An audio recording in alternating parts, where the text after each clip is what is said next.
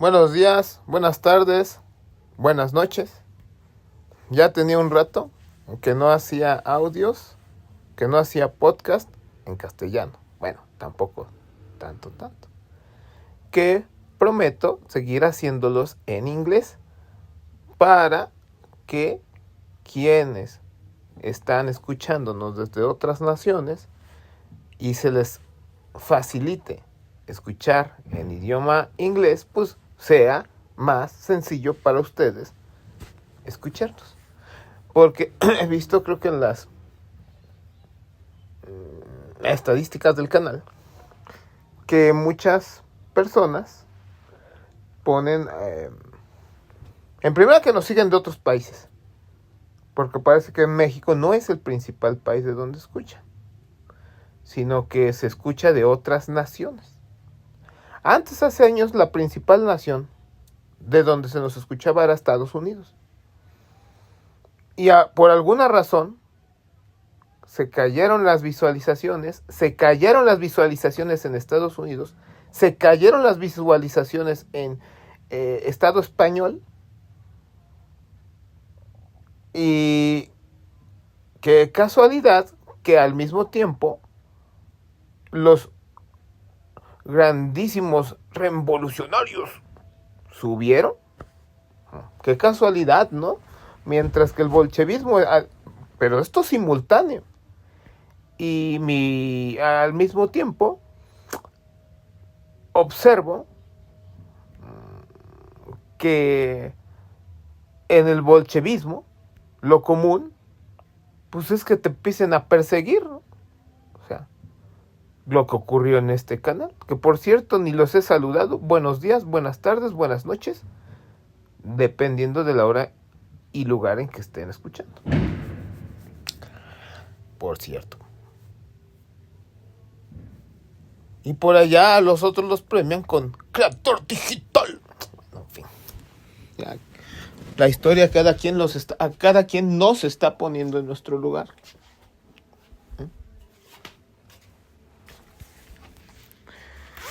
Los que antes me vapuleaban y me decían de cosas, ahora tienen que venir aquí a este humilde sitio a venir, ¿qué se roban? Está bien.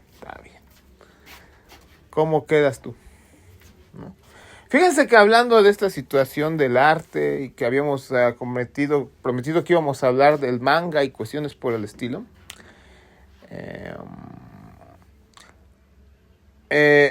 ustedes han de recordar que íbamos a hablar sobre este tema y debo bastantes años pues escuchando estos temas, viendo de estos temas, pues desde era muy niño, ¿no?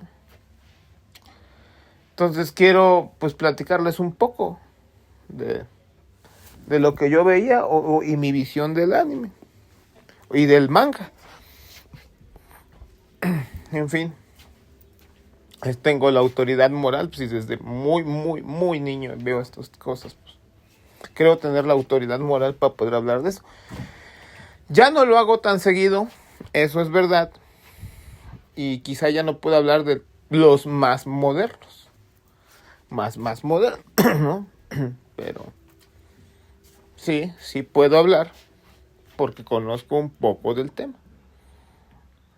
No soy un friki, no fui un friki, pero si de poquito en poquito lo vas haciendo durante una gran periodo de tiempo, ya, esto se vuelve significativo. Ley de cantidad y calidad. En fin, quería hablar de otras cosas, pero creo que es más importante hablar del tema pendiente que tenía con todos ustedes. Y sobre todo saludar a todos aquellos que han estado escribiéndonos al canal y que han hecho preguntas y cuestiones por el estilo. Entonces, pues voy a pasar, antes de hablar de lo del anime y todas estas cosas, a saludar al compañero Juan Manuel. Y me dice, me encanta la miniatura del pasado podcast. y que nos manda saludos desde su ciudad. Huideiru, me imagino que es su ciudad. Y también Arturo B. nos saluda y nos da un comentario. Dice, si fueran socialistas Diego Coca y Jimmy Lozano, ya estarían en la cárcel. Vive Mark Tajranov. No entiendo el comentario del compañero de Luz, la última parte. Bueno, pero agradezco que haya escrito. Y el compañero RCBG también nos manda saludos. ¿Qué tal, camarada Iván? Saludos, compañero RCBG, el compañero de hace tiempo. Y que estamos agradecidos porque nos sigue desde hace mucho tiempo. Y también el compañero Ociel Rodríguez nos manda saludos. Sí. Y ahí a todos los que puedan mandar saludos o deseen expresarse, pues bueno, muchas gracias. Ahora sí. Ya, le entramos macizo. Fíjense ustedes que hemos hablado que el arte siempre manda un mensaje, pero no significa que todos siempre puedas hacer mensajes de lo que con cualquier mensaje tú puedas hacer un arte. Eso ya lo hemos destruido. Por ejemplo, la mendicidad de Salinas Pliego y lo miserable que es Salinas Pliego, no puedes hacer arte. Pero sí puedes hacer propaganda, puedes hacer documentales, etcétera, etcétera. Pero bueno, en aquel entonces, de hecho, ya habíamos platicado que el arte sirve, por ejemplo, para dentro de sus mensajes, puedes tú, por ejemplo, hablar de cuestiones de lucha de clase, para levantar los ánimos en la lucha de clase, incluso para enaltecer las naciones. Puedes llegar y sobre todo otro tipo de temas, ¿no? Que son más conocidos, el amor y la tristeza y la alegría y etcétera, etcétera, etcétera, ¿no? Fíjense ustedes ahora que la gran mayoría de los animes de acción o de ciencia ficción, etcétera, empiezan con explosiones y que normalmente los personajes son huérfanos. Podría criticarse esta segunda parte de la misma forma en como critica Ariel Dorfman sobre su crítica al Pato Donald. Es un libro que hizo el señor sobre su crítica, una crítica que hizo al Pato Donald. Cómo leer el Pato Donald. El primer capítulo se llama Mamá, dame un profiláctico o alguna cosa así, ¿no? Y critica que todos los personajes son huérfanos o que a lo más tienen al tío, que es el caso de Hugo, Paco y Luis, creo. Se llaman así los patitos estos. Pero no más allá de eso, ¿no? Pero empieza entonces el idealismo de Walt Disney aquí, en esta situación. Entonces, y Dorfman señala esta situación. Sin embargo, no ocurre lo mismo en el anime. En el anime es esta situación porque después de la Segunda Guerra Mundial, gran mayoría de los chamacos quedaron sin padres, quedaron sin familia. Y entonces es cómo levantarse de esa situación. Empiezan con explosiones porque así fue como terminó la Segunda Guerra Mundial para ellos. ¿Y cómo levantarse de esta situación?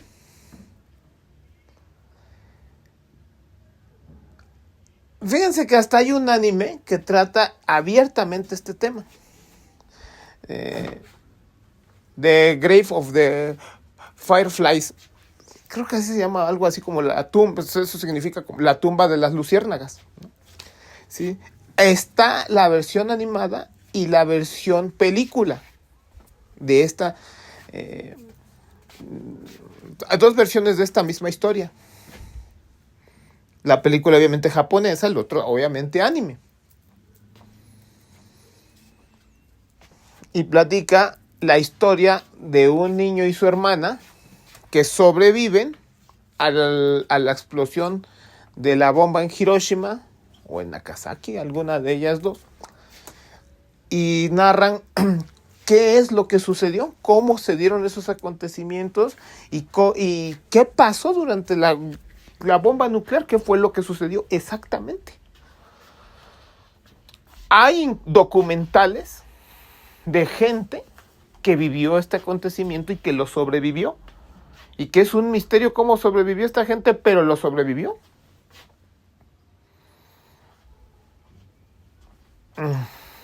Algo así es la historia de lo que trata este anime, ¿no?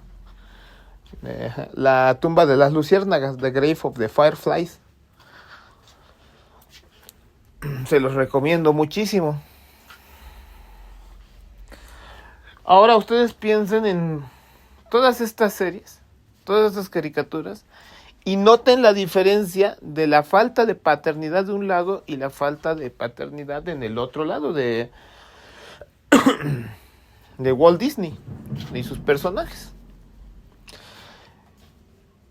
Quizá Walt Disney lo hace en el ánimo de dar dinamismo a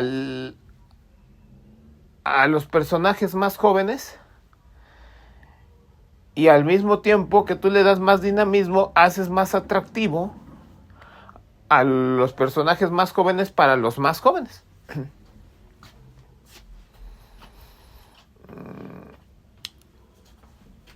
Pero no solamente critica Ariel Dorfman esta situación, también critica pues, que las paredes de una habitación en un recuadro están, o digamos en una página están de un color y en la página siguiente esa misma habitación tiene de otro color, la misma habitación, etcétera, etcétera. Entonces, esos descuidos, ¿no?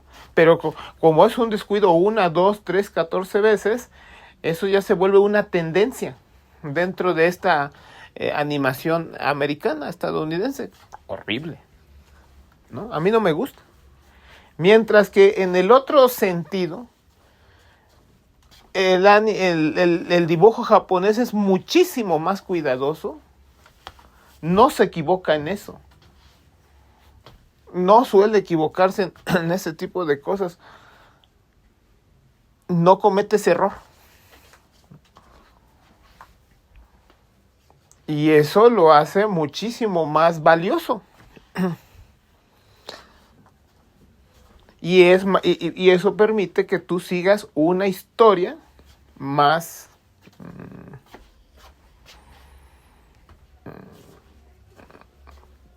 con más gusto, que te adentres con gusto, con comodidad. El tipo del dibujo no es novedoso por lo demás. A veces ha habido presentaciones sobre el viejo Japón en el Museo de Antropología y llevan a veces armaduras de samuráis, llevan dibujos de antaño, llevan pues sí, vestimenta de antaño en el Japón feudal. Y cuando tú ves todo este tipo de situaciones, pues vas viendo por el dibujo que es milenario para los japoneses y que el actual manga es un devenir,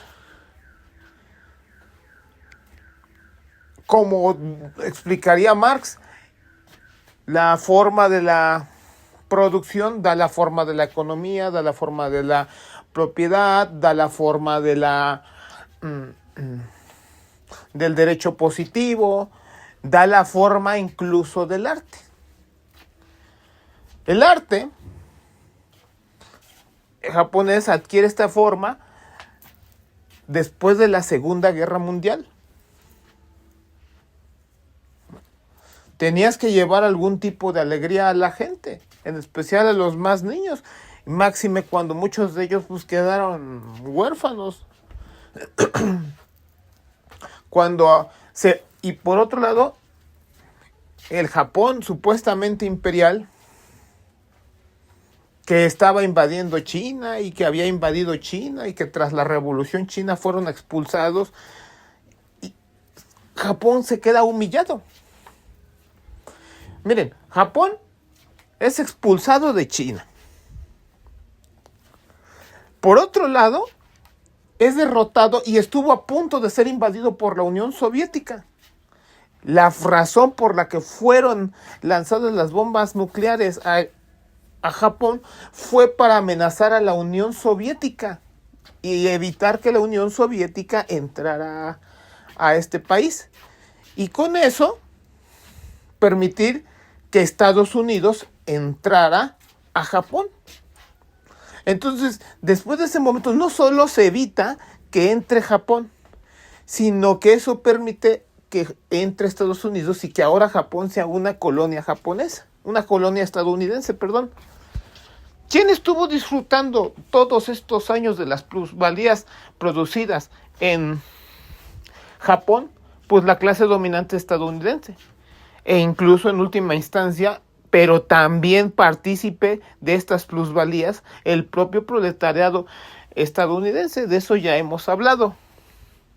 Por eso, y un paréntesis, ya seguiremos hablando de eso, de que del actual imperialismo de China, ¿no? Que hay mucho que decir del actual imperialismo de China. No hay nada de progresista en esa situación. Pero bueno, ya cerrado este paréntesis. Noten bajo qué condiciones nace el anime. ¿Por qué? Bajo estas condiciones donde la industria pesada está destruida en Japón y ahora Japón se vuelve un país cuyas plusvalías van a parar a otro país lejano, en lo que menos puede pensar un niño es en la diversión. La industria juguetera está destruida, porque toda la industria está destruida. Entonces, ¿qué es lo que juegan los chamaquitos? Lo que juegan los chamaquitos es con latas. Hacen juguetes con latas. Hacen carritos con latas. Y hacen robots con latas. Porque los Transformers, porque Mazinger Z, porque todo este tipo de animación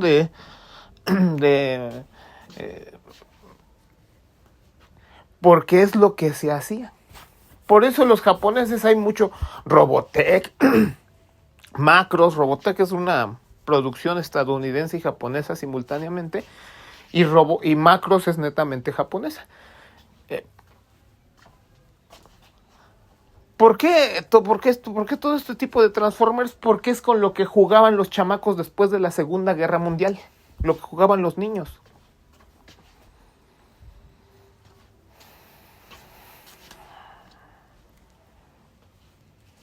¿Ven? Cómo incluso la producción y la forma, como lo hemos explicado varias veces, hace que cambien los gustos de la gente, y este cambio de los gustos de la gente hace, en última instancia, produce un cambio en el arte. Esto explica por qué tanto Transformer, por qué tanto Mazinger Z, tanto Macros, etcétera, etcétera, etcétera. Todo este tipo de anime que no es tan frecuente en la animación estadounidense. Mientras que tenemos las cosas aburridas estadounidenses, la industria de Walt Disney en Estados Unidos, aburrido, extremadamente aburrido, a mí no me gusta. Por otro lado, en Japón tenemos este otro tipo de arte, porque es una colonia estadounidense con otras condiciones provocadas después de la Segunda Guerra Mundial. De allí que es muchísimo más interesante ver.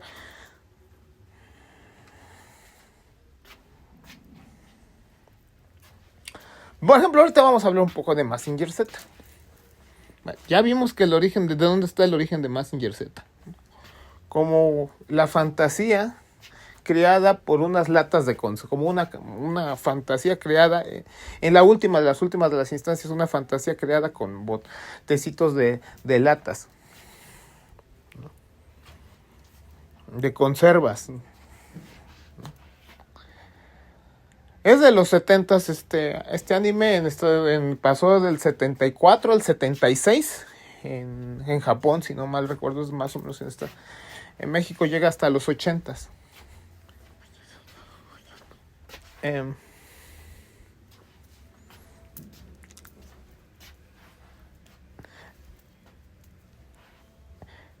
Bueno, si se dan cuenta, siempre en Mazinger Z siempre son atacados con otros robots. La ciudad es atacada con otros. Ha habido otras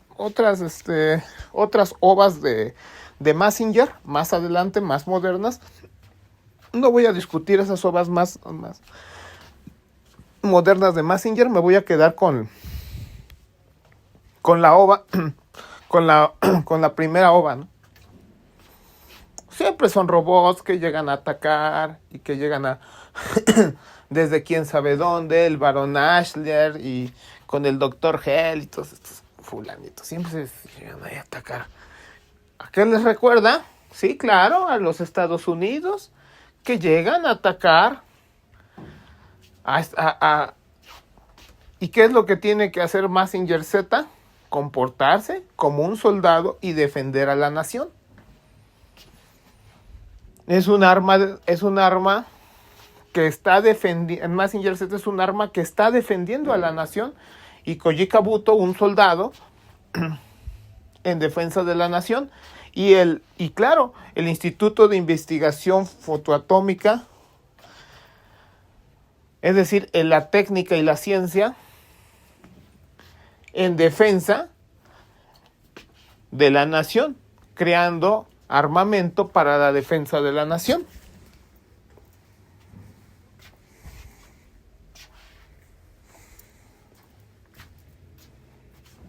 ¿Cómo les hubiera gustado tener un Mazinger Z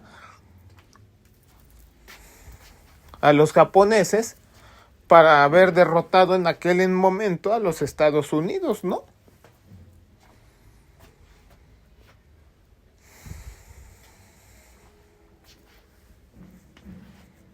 Sí. Pónganse, estoy un poco pensando en la situación de cuántas plusvalías han estado robándose los Estados Unidos de Japón para... Bueno, de Japón a Estados Unidos.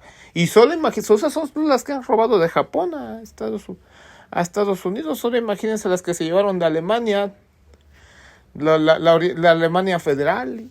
Nada más pensando ahí, ¿no? Que lo que se robaron, hay tanto que se robaron, y de toda Europa que tuvieron que reconstruir. Imagínate todas las plusvalías que se robaron de todos estos países supuestamente de primer mundo. Y todos esos países de primer mundo también se vuelven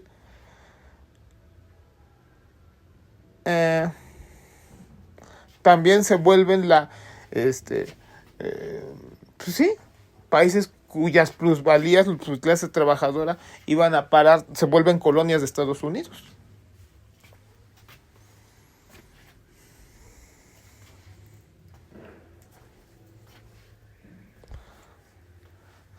Esto es también narrado en el anime.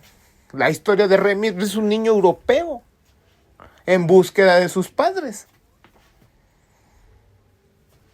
En particular de su madre, pues estaba pensando en la de su madre. De un niño europeo en búsqueda de su madre y que conoce a otro que se llama Mafia y que conocen al señor Vitali que va de un lado a otro, Remy buscando a la madre, etcétera, etcétera, y es un drama. Un drama vivido por los niños niños europeos o japoneses después de la Segunda Guerra Mundial. ¿Qué es lo que expresan todos estos animes? La vida japonesa, la vida de los chamacos después de la Segunda Guerra Mundial, incluso de la vida de los niños europeos después de la Segunda Guerra Mundial. Pues era un niño italiano, si no mal recuerdo. Remy.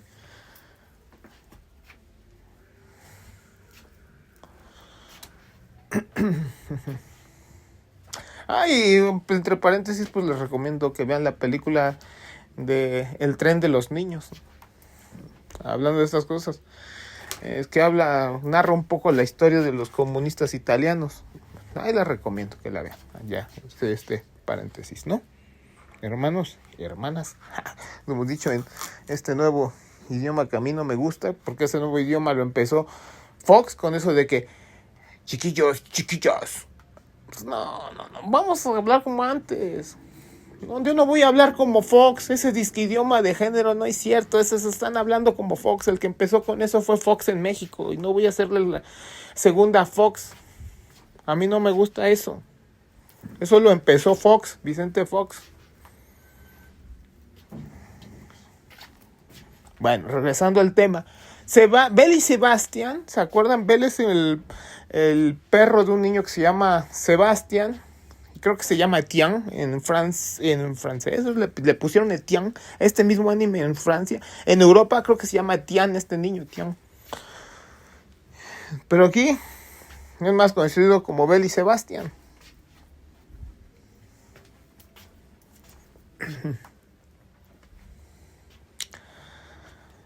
Que también está buscando a sus padres. ¿Okay? Otra vez. Una forma ahí medio de unos van a decir, no, es que Sebastián anda en el campo y que no narra ninguna guerra, Belle y Sebastián, y tampoco Remy. No, ya sé que no narra nada sobre pero hablan sobre la pérdida de un padre, la pérdida de la madre que quiere ser buscada y que el niño busca. Y que tienen la fortuna de saber de que aún existe y que los están buscando y que están buscando a sus seres queridos. ¿Lo ven? O el caso de esta muchacha Candy, cuyo doblaje no fue hecho extrañamente en México. El doblaje lo hicieron en Argentina, el de este anime, ¿no? De Candy. De una niña que por fortuna fue a caer a casa de ricos, que no tiene padre, según yo, y va viviendo las historias que va viviendo de tristeza, en muchos casos de discriminación por parte de la clase dominante, que es ahí donde vive, y de sus aventuras y de todos, las personas de las que se quiso enamorar y que no le salía, que se le murió la persona de la que se enamoró, la niña etcétera, etcétera, etcétera. ¿Qué es eso? La historia de una niña, o la historia de una niña europea que va y que pierde su vida. Sus padres, por alguna razón, acaba de hija expósita, o que acaba de arrimada, por decirlo de una forma más dura. En otro, lo común en muchos casos de niños europeos tras la Segunda Guerra Mundial. Ese tipo de cosas es lo que habla el anime. Y Marx tenía razón, ¿verdad? Cómo la forma de la producción incluso puede determinar en la última de las últimas, aunque solo sean última de las últimas, la forma del arte. No, es que no hay un vínculo entre la producción y el arte. ¿Cómo no? O sea, ahorita les estoy dando un ejemplo. El anime es un ejemplo de esto. El anime es un ejemplo de todo esto. Incluso, véanlo, Walt Disney y su arte, pues también lo demuestra. Los niños en Estados Unidos no se vivieron estas situaciones. Por eso hablan de otras cosas. Por eso hablan como de cosas más fantásticas, más piradas, más fuera de contexto, más que en las que no te identificas. Por eso el anime tiene más pegue, por eso tuvo más pegue, por eso fue rebasado por muchísimo, por esta industria horrible de la animación estadounidense. ¿Por qué? Porque habla de vidas. Habla de cosas que en verdad sucedieron, cosas que en verdad vivió la gente y que conecta con la gente.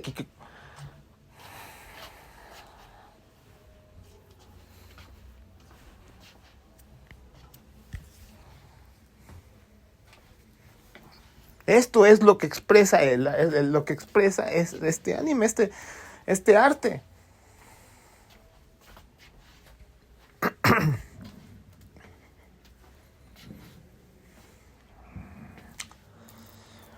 A ver, estoy intentando recordar otras historias, pero ya ven cómo incluso incluye, no solamente se limita a hablar de niños japoneses, no se limita, también habla en general. En Europa sucede lo mismo, en Europa este tipo de situaciones también conectan, ¿no? Pero narrado por los propios japoneses, fíjense, pero narrado por los propios japoneses.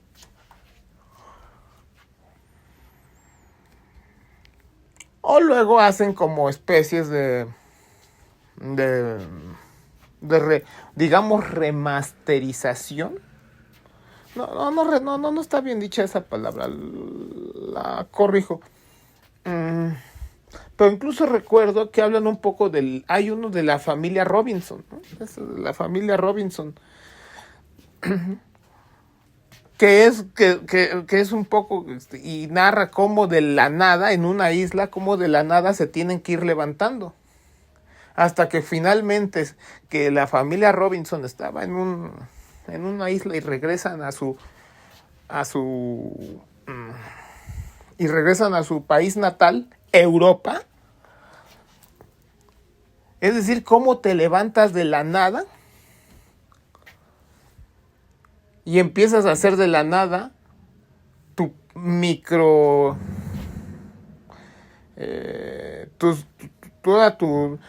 todos tus instrumentos de producción y cómo te levantas para ir llevando, para sobrevivir. ¿A qué te recuerda? Pues evidentemente lo que pasa después de la Segunda Guerra Mundial. Esto no había nada. En Alemania, ¿qué había después de la Segunda Guerra Mundial? Nada. Incluso muchas, la gente se la pasaba muy mal. Incluso hablando de eso, hay una especie de caricaturas, no son especies, sino caricaturas que se llama el show de las infografías.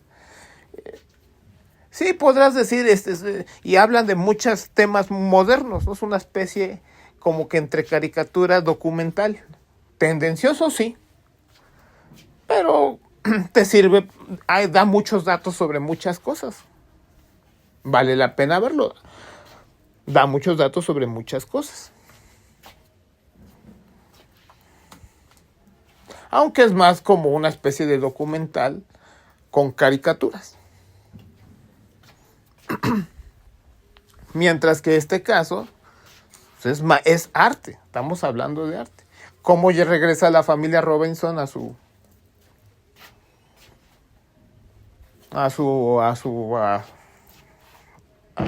país de donde son originarios. Cómo se levantan de la nada.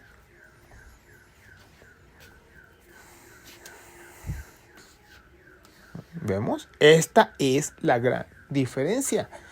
En última instancia, la forma de la producción. Que unos tuvieron que levantarse de la nada y tuvieron... y eso les generan gustos distintos, esto les genera una forma distinta de ver el mundo y por lo tanto genera un arte distinto.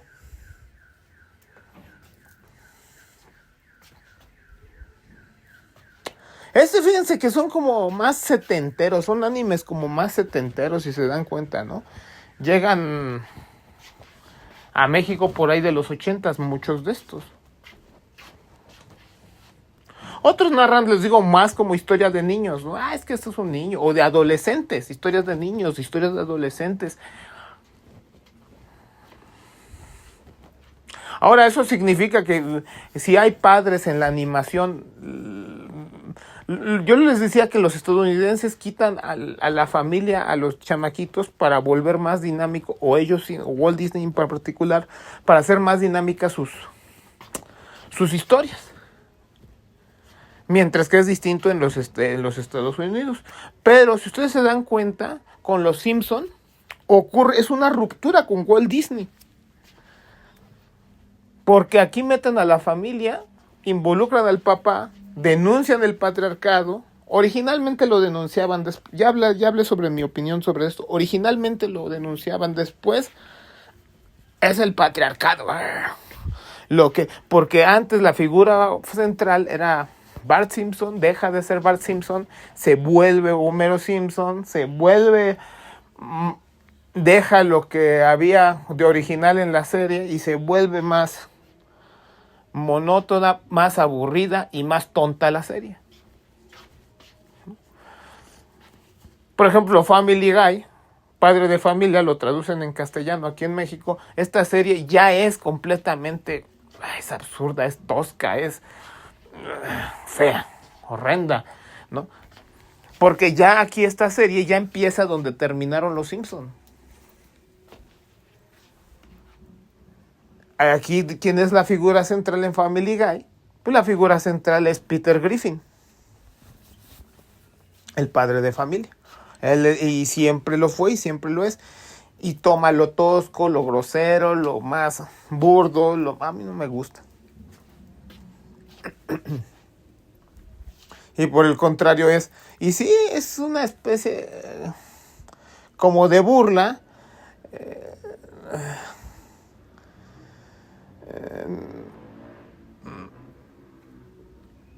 No, eso es fea la serie porque es una burla. Sí es un poco hacer ver cómo es el patriarcado, porque son conscientes del patriarcado.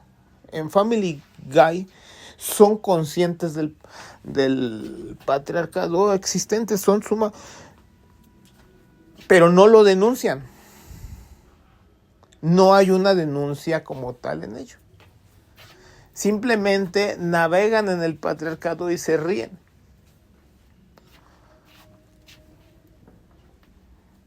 Vean simplemente la forma en cómo Peter Griffin trata a su hija Megan. Siempre, y cómo se encuentra la hija, esta hija Megan. Mientras que por otro lado los Simpson, quien era la figura central era Bart Simpson. Y después es suplido. Y una vez que entra esta sustitución, y es ahí donde empieza Family Guy. Ya empieza donde el padre de familia es la figura central. No es una continuación de los Simpson en ese sentido. O bueno, son una continuación, si quieren verlo, sí podría verse como pero una continuación reaccionaria. Eso sí, es eso. Es una continuación reaccionaria.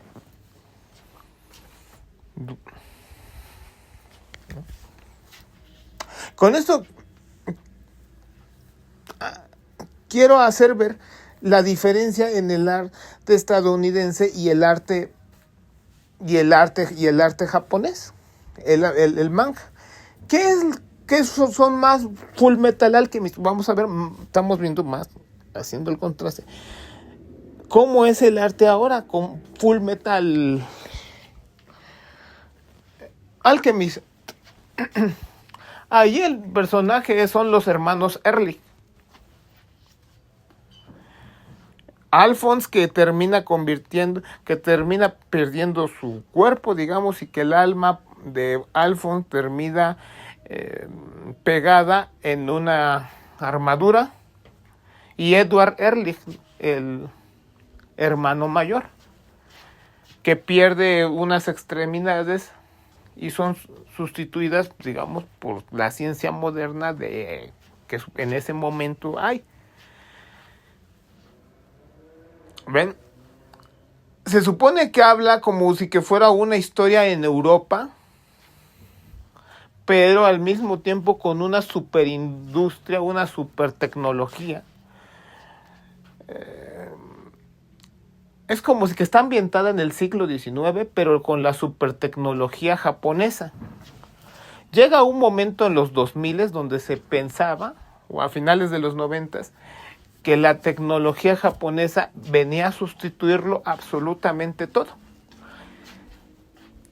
Sí, sigue tratándose de los dos hijos, fíjense, de dos hijos que pierden a su madre y que quieren traer a la madre a la vida nuevamente, y que hacen una serie de aventuras, hacen una serie de estudios para volverse alquimistas nacionales, y resulta que el alquimista nacional es el título más avanzado de su época, los estudios más avanzados de su época, los estudios entre comillas científicos, vamos a decir, entre comillas científicos.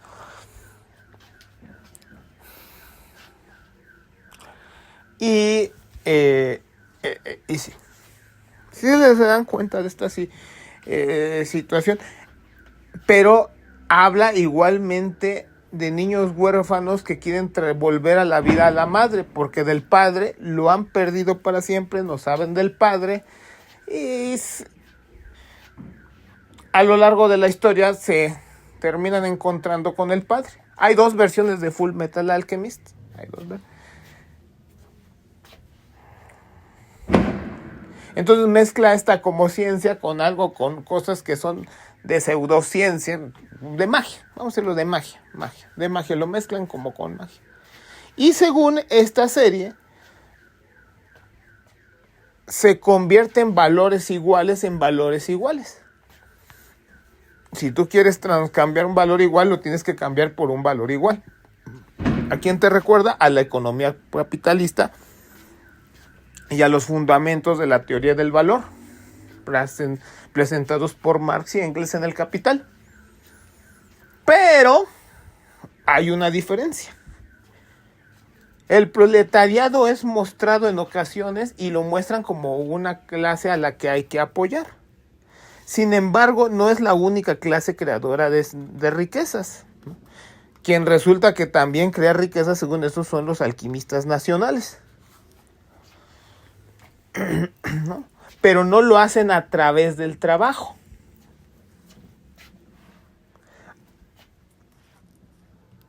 Es aquí donde entra la diferenciación. Mientras que existe el proletariado en la serie que transmuta así, digamos, o trabaja, mejor dicho, aquí sí tiene que trabajar. También hay quienes generan valores y intercambian los valores iguales por otros valores iguales, haciendo magia, no trabajo.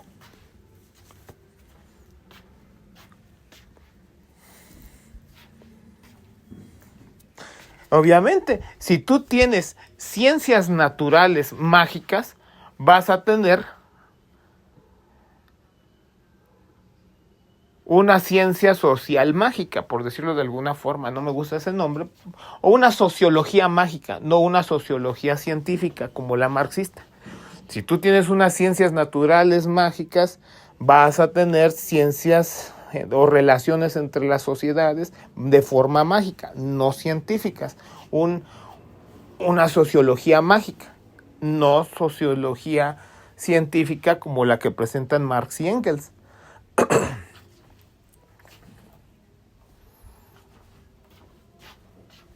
Hay un capítulo en el que sí se pone del lado del proletariado. De hecho, estos niños, ¿no? Alphonse y Ehrlich, los hermanos Ehrlich, Alphonse y Edward Ehrlich, ¿no? Y se ponen a luchar a favor de los obreros en contra de un dictador militar. Y emancipan a los trabajadores. Eran unos mineros, y entonces los acompañan en su lucha contra los mineros. Aquí sí, abiertamente a favor de la clase trabajadora. Me parece que este es un ejemplo más claro donde se defiende a la clase trabajadora de forma más nítida, más clara, más evidente que con lo que pasa en One Piece, ¿no? En One Piece ocurre como que de forma más alejada, más como que fue lo que encontró Luffy y los Mugiwara, o sea, los sombreros de paja, y ayudan a un pueblo para derrocar así a ciertos gobiernos de derechas y o reaccionarios, ciertas dictaduras, pero no dejan de ser piratas. No dejan de ser piratas ellos, ¿no? Mientras que con Ehrlich, los hermanos Ehrlich, sí hay una lucha frontal en contra, sí, consciente de ellos, es una lucha consciente por parte de ellos en contra de la clase dominante. Pero no deja de ser mágica las formas en que se presentan en esta situación. ¿Por qué? Porque en esta, como les digo, si tú me estás diciendo que el trabajo no es la única fuente de creación de riquezas. Bueno, miren, Marx y Engels lo que dicen ellos es que la tierra es la despensa, mientras que es la madre.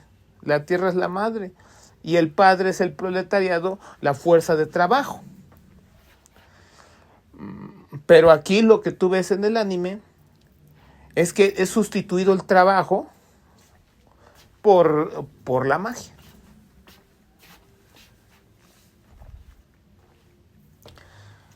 Y entonces empieza de ahí toda la magia, ¿no? Porque empiezas a crear quimeras, empiezas a crear... y ahí va, ahí se sigue la historia, ¿no? Hay 2 historias sobre esta misma historia.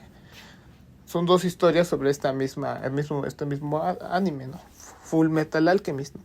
Que a la larga también en el trasfondo hay digamos, una especie de dictadura militar, y que la dictadura militar hay que derrotarla, y la dictadura militar termina siendo derrotada en el anime, pero es sustituido la dictadura militar por otro militar, pero otro militar buena onda. Entonces, ¿cómo? ¿Cómo? No es sustituida por el proletariado en armas, no es sustituida por el proletariado en el aparato estatal. ¿Por qué ocurre esto? Pues claro, por todo lo que les estoy diciendo. Si tú presentas ciencias naturales mágicas, lo que vas a tener es relaciones de producción, relaciones de producción mágicas, y por lo tanto una sociología mágica. Una dictadura militar no va a resolver, por más buena onda que sea, la situación de la nación. Es sustituido toda la dictadura militar por Roy Mustang, ¿no? Que es otro militar, pero otro militar buena onda. Digamos una especie de Lázaro Cárdenas. Pero Lázaro Cárdenas, ¿a qué nos llevó en México? Pues al PRI. ¿Y en qué degeneró el PRI? No hace falta decirlos.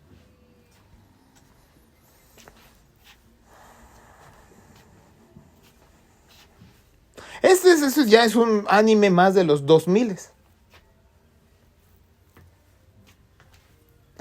Desde hace mucho quería comentarles esto de que cuando ustedes ven en una serie ciencia ficción, lo que van a tener ustedes es también relaciones de propiedad ficticia, relaciones de producción ficticias, y con ello una sociología ficticia. Por eso en la ciencia ficción vas a tener la ciencia ficción, vas a tener ciencia ficción y marxismo ficción. Y marxismo ficción.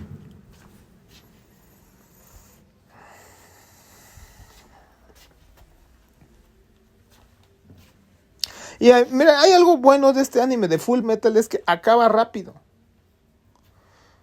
Mientras que One Piece, la verdad es que está dominada por...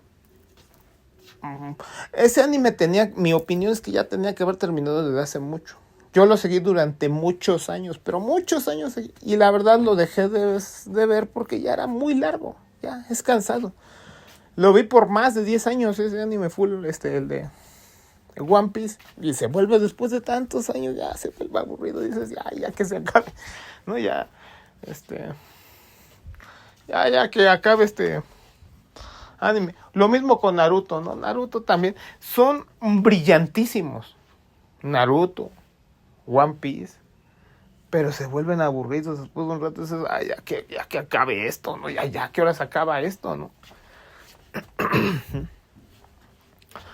Por mucho cariño que le tengas al anime, dices, ya que acabe, que vengan nuevas historias, ¿no? Y les digo, mi gusto por el anime y todas estas cosas terminaron en que yo terminara haciendo cosas japonesas. Y cuando empecé a hacer cosas más japonesas, terminé de llevar mi gusto, mi gusto por estar viendo anime, ¿no? Porque ya de todas formas no tenía tiempo para hacerlo. Por ahí hubo algún bot que dice, entonces, ¿por qué si veías tanto anime? No, ¿por qué no te lo oíste toda la serie de One Piece? Me dice por ahí algún, digo, ay, no. Pero, ¿qué? Bueno, mira, ¿a qué horas entonces me pongo yo a leer las cosas de mi profesión? ¿A qué horas me pongo yo a leer sobre socialismo científico? Dime tú, ¿a qué le voy a dar prioridad yo? Obvio. Ahora, a ver, me estoy acordando en este momento de Saint Seiya. Saint Seiya es setentero también, es de los 70, 76, si no mal recuerdo, Saint Seiya. O sea, lo que le llaman ustedes los Caballeros del Zodiaco.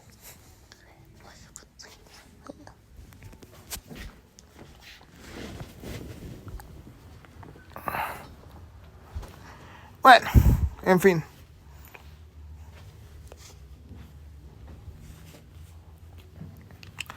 Y está chido, ¿no? Saint Seiya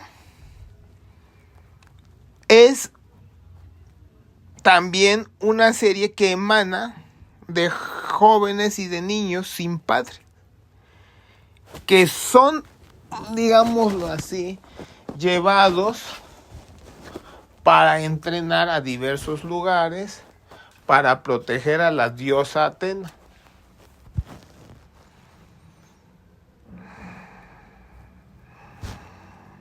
Es decir, niños que se vuelven soldados. Para que se vuelvan soldados y defiendan a la diosa Atena, a la diosa de la guerra. Nosotros como marxistas hemos explicado que en la última de las...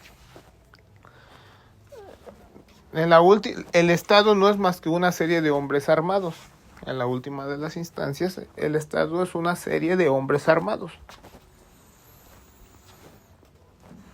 Entonces digamos que la diosa Atena, pues es la diosa fuerte, es la diosa de la guerra, la diosa Atena, y que había que estar protegiendo. Entonces podemos decir nosotros que representa un poco el arte, como que es una especie de arte épico. Es una mezcla ecléctica de mitología griega, de mitología germana, de mucho tipo de mitologías, principalmente griega. Pero el mensaje principal de esta serie es la defensa de la nación. En la última de las instancias es el mensaje, la idea que desea enseñarle a la juventud es la defensa de la nación. ¿Por qué la defensa de la nación en los 70s? Porque ya se sentían desde aquel entonces invadidos. ¿Pero cómo invadidos en los 70s?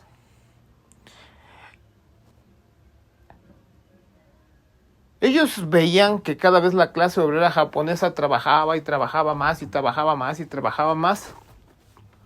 Sí, de alguna forma les era recompensado, porque veías que la nación crecía, se hacía más rica, etcétera, etcétera. Pero ¿de qué servía si tienes pocos tiempos para disfrutar de las riquezas? ¿De qué sirve si estás todo el tiempo trabaje, que generas todas esas riquezas e incluso te puedas comprar tu casota, puedas comprarte tu carro, etcétera, etcétera? Si no los puedes disfrutar, si tienes que estar todo el tiempo en el trabajo, no puedes tener gran disfrute. El obrero japonés lo sigue sintiendo hoy en día.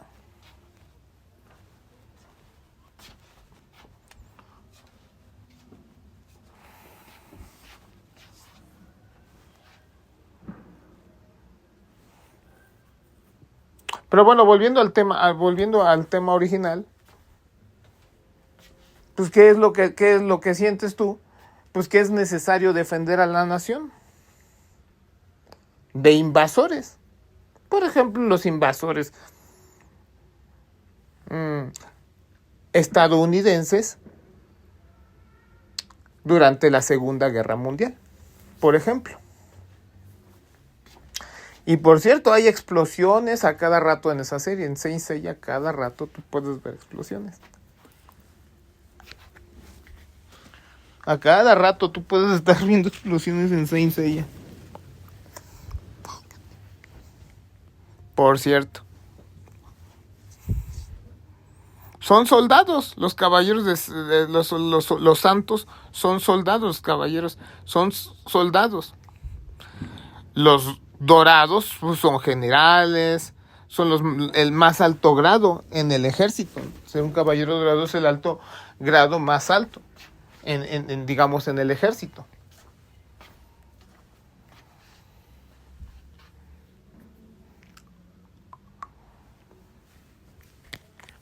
Es el mensaje de esta serie, creo yo.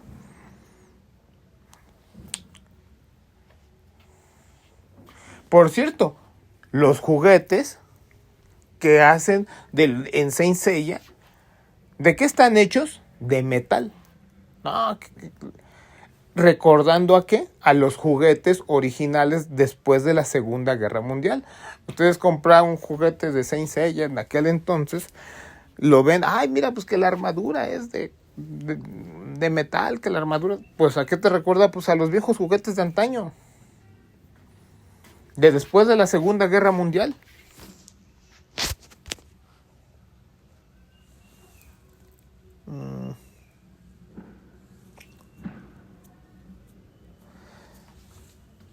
¿Ven? Y Marx tenía razón. Y Marx sigue, no, porque no solo Marx tenía razón, sino Marx sigue teniendo razón. Por eso conectó mucho más el anime. La decadencia de la animación estadounidense se debe efectivamente a esta situación, este anime. Y claro, esta buena idea no solamente se iba a quedar con los japoneses, no solamente se iba a quedar en manos de los japoneses. Otras naciones empezaron a hacer anime.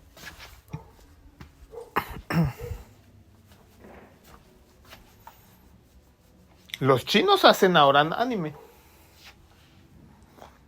A mí no me gusta mucho el anime chino, la verdad es que aún, pero van en buen camino. Seguro terminarán haciendo algo fantástico, que ya lo hicieron. Bueno, hay algo que a mí me gusta muchísimo del anime chino. Y en ese camino también de hacer ese tipo de animación van los coreanos. Ahora es distinto el anime actual, pues ya han pasado generación tras generación después de la Segunda Guerra Mundial, entonces pues ya seguir choteando ese tema del niño huérfano y del niño huérfano, pues ya como que se queda un poco atrasado, ¿no? Ese es, ya cansa, ¿no? Ya chole, ¿no? El niño huérfano. Y el nuevo anime y la nueva animación coreana trata de temas más diversos, más al acorde de nuestra época. Ya dejando un poco ya eso de que los niños huérfanos ya se desafanan. No, que lo bélico y que las grandes explosiones con las que eso ya pasó muchos años. En lo de los 70s a 1945, de 1975 al 45 son 30 años, se entiende. Se entiende de esa forma. Pero si llegas a los 2010, 2020, eso ya pasó generación tras generación, ya eso ya tienes que olvidarte de eso, ¿no? Dices, eso, ya. Y ahí tienes la formación de nuevos animes. El anime en China, el anime en Corea, que ya trata otros temas, pero basados, sin dejar desbasados en el arte japonés, sin dejar de ser anime. Por ejemplo, el más destacable, que no puede dejar de pasar sin que yo lo abordara en este podcast. El más destacable, el anime que hicieron los chinos sobre la vida de Carlos Marx. A mí me parece que es fantástico. ¿Qué más puedo decir yo, verdad? Tratan a la familia Marx, pero saben más que a la familia Marx. No tratan no hablan sobre las hijas de Marx, desafortunadamente, y se enfocan solamente en Jenny von Westphalen, la abuela Marx, el abuelo Marx y el tío Engels, solamente, y en ellos tres terminan basándose y terminan hablando del trabajo de Marx y terminan hablando de la vida de Marx. La única ocasión en que recuerdo yo que hablan de algún familiar fuera de Jenny es la muerte de Edgar Marx, del niño. Más allá de esa ocasión, no recuerdo que en el anime se hable sobre alguna familiar extra de otro familiar. Eso es lo que es muy deseable, es muy mecánico, es muy... Entonces, en ese sentido es muy mecánico el anime, es muy... pues sí, hasta a veces puedo decir que es un poco... que es un poco... es más, es cuadrado, ni siquiera es cuadrado el anime, dices, es cuadrado. Pero muy ilustrativo, sin dejar de ser ilustrativo, pero sí es cuadrado. Dices, le falta mucho. Ahora, para 5 capítulos que tuvo fue bastante. Fue muy bueno para 5 capítulos que tuvo la serie, es muy bueno. Sin embargo, lo deseable hubiese sido que hubiesen hecho una ova completa de la vida de Marx.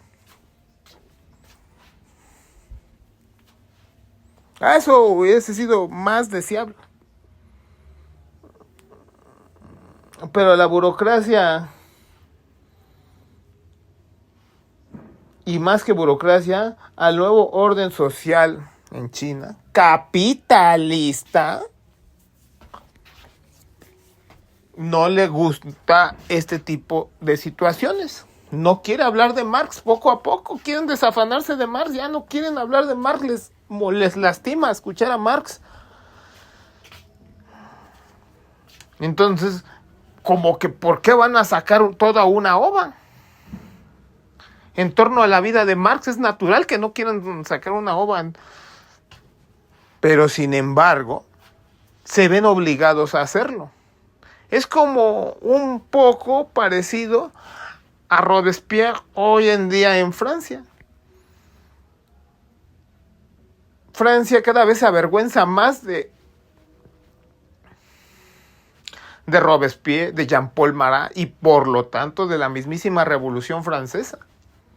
¿Ustedes qué creen que va a querer hablar de Jean-Paul Marat, el payaso del presidente de Francia? Ay, ni me acuerdo cómo se llama ese güey. Y mejor que sigue sin acordarme de cómo se llama. ese tipo. Ya me acordé, y no voy a decir ni cómo se llama. Y ni lo voy a decir. No voy a decir cómo se llama ese güey. Pero ese güey que va a querer acordarse de Robespierre, de Jean-Paul Marat. No, ese güey ya no quiere saber nada de eso.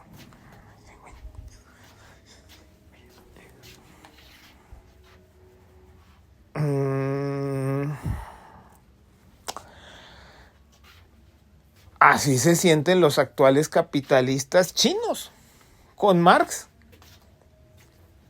Pero ni modo. ¿Cómo vas a explicar la riqueza de esta nueva superpotencia?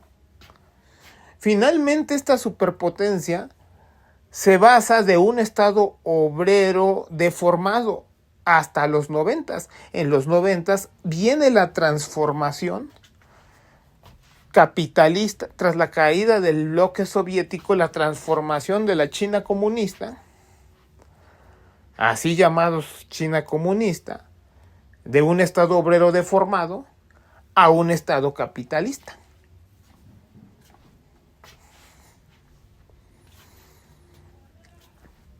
Después de los congresos,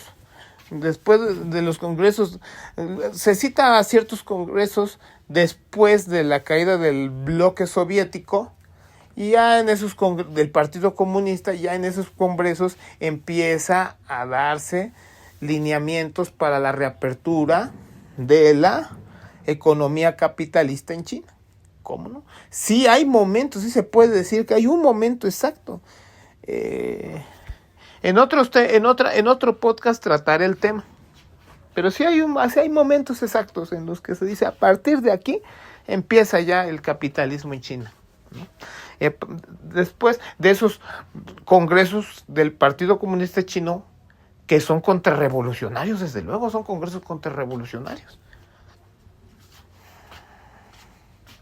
Pero ya lo dejaremos para otros momentos, para también explicar por qué el régimen chino, por qué el sistema chino, si es un imperialismo clásico.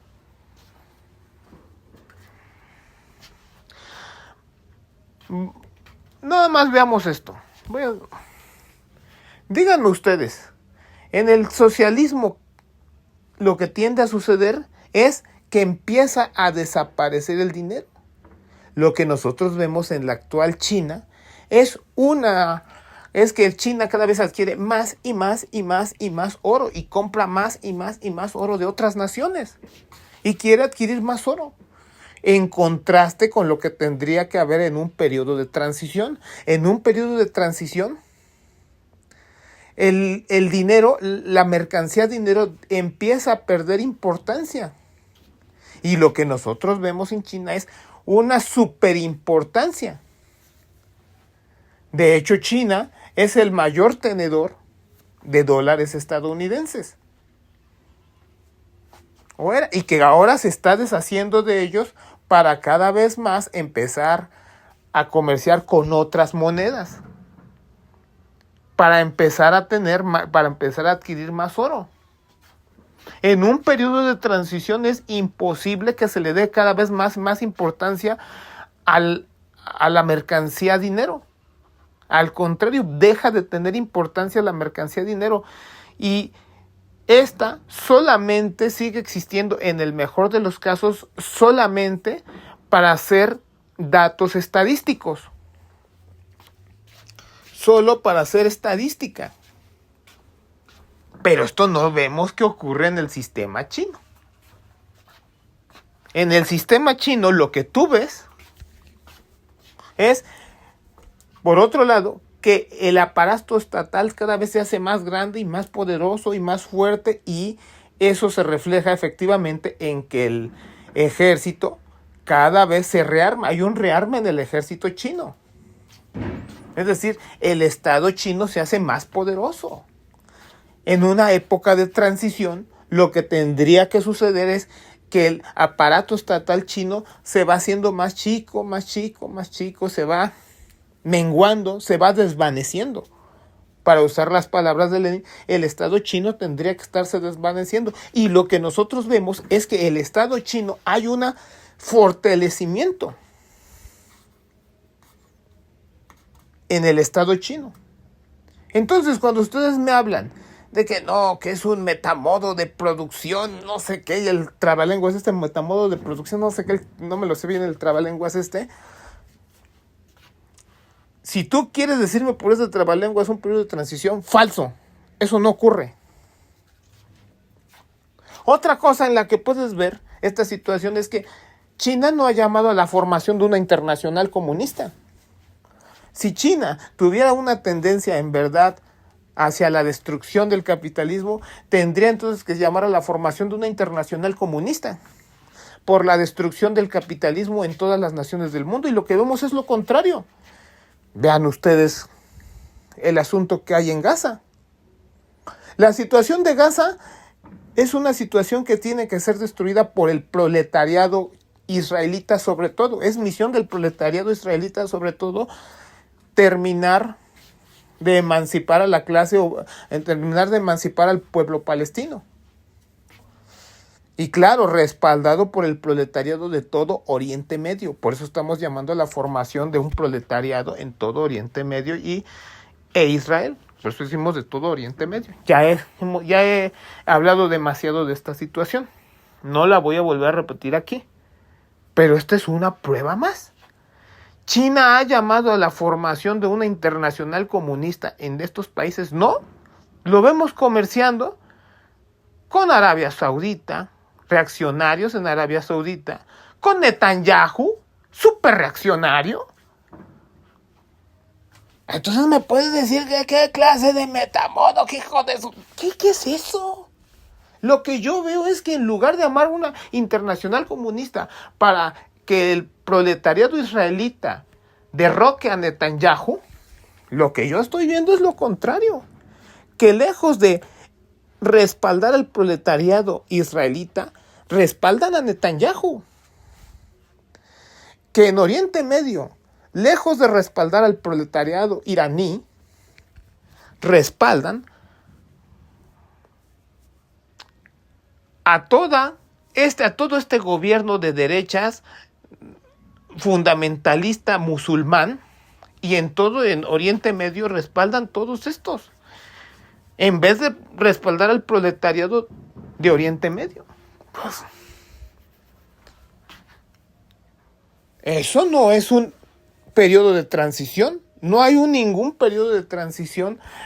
No hay una transición de un modo de producción capitalista rumbo a un modo de producción de una economía planificada en China. Al contrario, estamos viendo el proceso inverso. ¿Y lo ven? Aquí, por el contrario, lo que estamos viendo es que las empresas chinas empiezan a absorber cada vez empresas de otros países. Y que en última instancia la guerra entre Estados Unidos y China comercial, que puede convertirse esta guerra en la tercera guerra mundial, hay posibilidades de eso, si esto es como consecuencia de que Estados Unidos, es la forma en que Estados Unidos se quiere defender de ser absorbida, del capital estadounidense ser absorbido por el capital chino. A la larga uno de los dos tiene que ganar. O el capital chino sobre el estadounidense y comerse al chino, o el chino sobre el estadounidense. Pero la tendencia es que el capital chino va a comerse al capital estadounidense.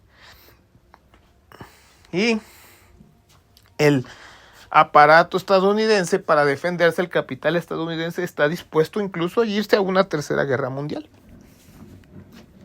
En fin, bajo esta situación, el arte en China tiene su propia forma.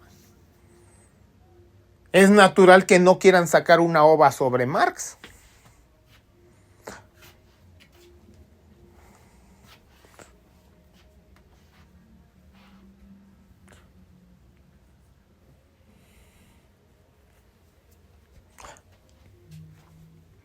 Menos de Lenin.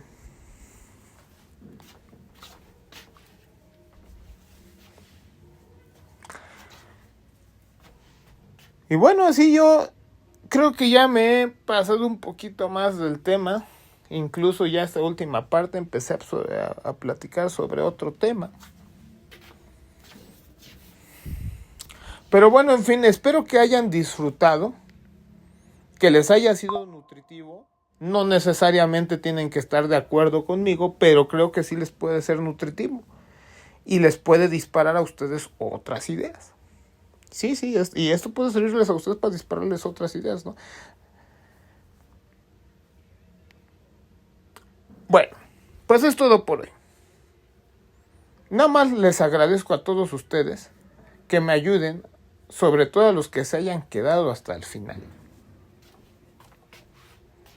Que me ayuden a seguir difundiendo este material. Hay compañeros que ya lo hacen y les agradezco a esos compañeros que ya lo están haciendo porque se están convirtiendo como genuinos materialistas.